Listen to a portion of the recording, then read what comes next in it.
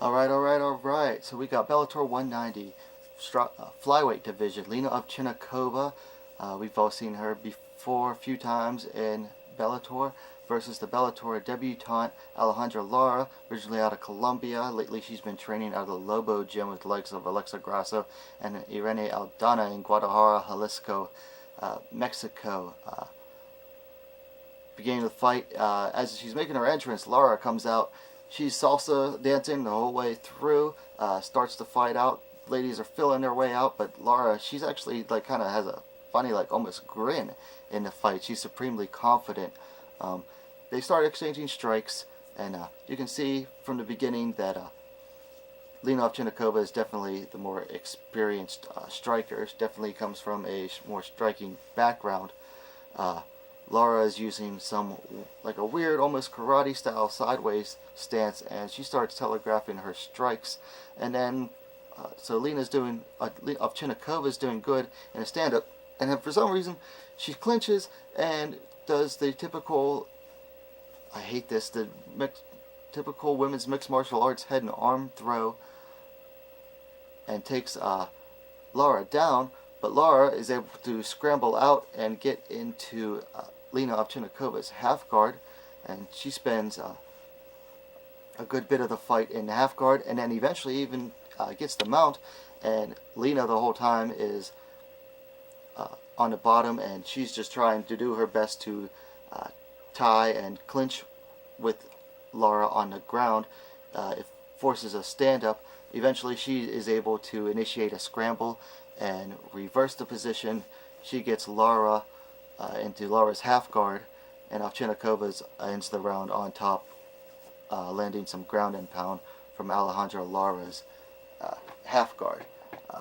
Second, I'm going to give the first round to Lena based on the better striking on the feet and finishing the round on top in half guard, landing ground and pound. You start the round strong, you finish the round strong, judges are usually going to give it to you. Second round, they clinch early, and once again, Lena tries a head and arm throw. This time it doesn't work though, because Lara just straight body lock muscles her to the ground, gets straight into the half guard. Once again, Lena Ovchynnikova, she's on the bottom, she's trying to hold on tight, gets a stand up, eventually she gets the ref stand up. Once again, Ovchynnikova is getting the better of the striking, until eventually she throws a kick. Lara catches the kick, gets a takedown. And once again, you got another stalemate until a second ref stand up. And then eventually Lara, once again, from the stand up, is able to get a body lock takedown and finishes with the last 30 seconds on Lena Ovchynikova's back. She's trying to get the RNC in, but fails to get it before the bell ends. Second round, Alejandra Lara 10-9, so it's tied up going into the third round. Third round, once again, Lena getting the better of striking, but I don't know why. She thinks she's a ground fighter or something. She's obviously getting the better of the stand-up, the limited stand-up exchanges that occur in this fight, but she still thinks she's a ground fighter or something.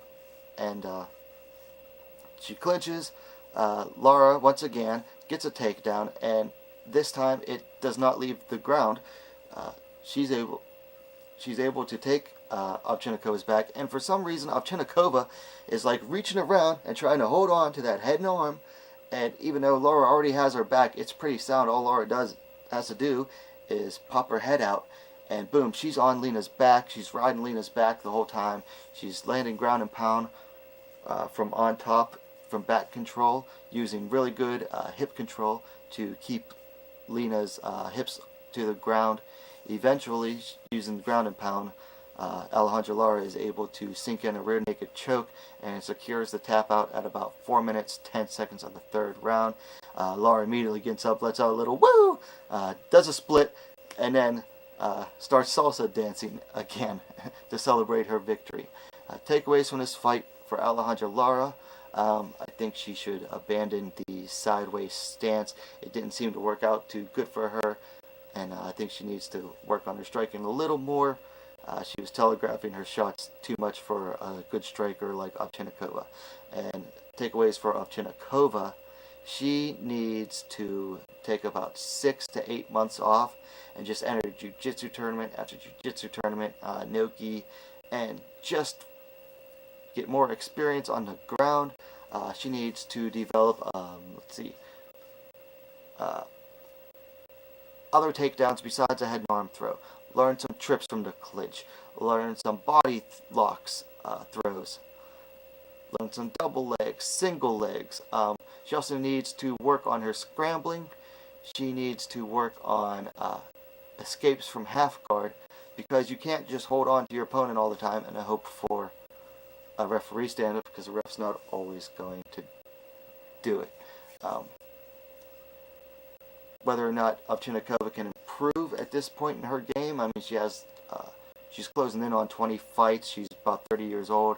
Alejandra Lara, a lot younger, a lot newer to her career, so she definitely has room to improve and a lot of time to do it. I definitely see a future for Lara. Lena Ovchynnikova, once again, she finds a way to lose. That seems to be a problem with her. We'll see what she can do in the future. As far as matches to make, Lara, maybe someone like Emily Ducote or Vita Ortega or Bruna Vargas. For Ovchynnikova, maybe Kate Jackson or someone who will want to stand up with her, and then hopefully Lena won't want to take that fight to the ground. So that's my review for Bellator 190, Ovchynnikova versus Lara flyweight fight. Let me guys know what you think. Give me some likes, subscribe. Let me know what you think down in the comments below. Thanks for listening.